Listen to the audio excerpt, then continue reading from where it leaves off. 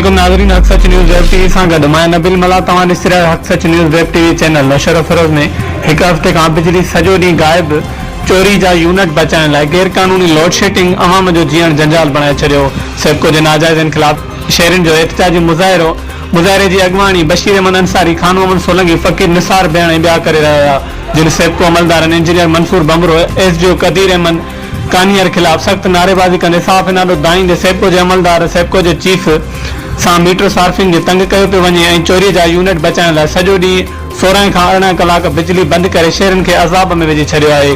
जॾहिं त शिकायत कंदड़ सार्फिन जो बिल पियारण बावजूदि बिजली कटे मीटर में तारूं गुम करे गैर क़ानूनी कनेक्शन हणाइण ते मजबूर कयो वञे थो।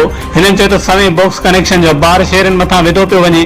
केतिरनि ई प्राइवेट क्लिनिकनि, मेडिकल स्टोर, लेबोरेटरी दुकानदारनि अटे जी चकिन, लेथ मशीन सर्विस स्टेशन खे कमर्शियल मीटर ॾियण बजाए रिश्वत एवज़ डायरेक्टर कनेक्शन ऐं जुगाड़ घरेलू मीटर लॻाए ॾिना विया आहिनि, जेके मुल्की खज़ाननि खे लखे रुपयनि जो नुक़सान ॾेई रहिया आहिनि। हिननि वज़ीर आज़म पाकिस्तान, वफ़ाक़ी हुकूमत ऐं सेक्रेटरी वापदा समेत आला अख़्तियारनि खां मुतालबो कयो त सेपको इंजीनियर मंसूर बमरो, ओपीएस ते वेठल एसडीओ कदीर कानियर ख़िलाफ़ कार्रवाई करे शहरनि खे बिजली जे गैर क़ानूनी लोड शेडिंग जे अज़ाब मां निजात ॾियारियो वञे, न त ॿी सूरत में शहरनि पारां एहतजाज तहरीक हलाई वेंदी। हक़ सच न्यूज़ नेटवर्क, मशहूर फिरोज़।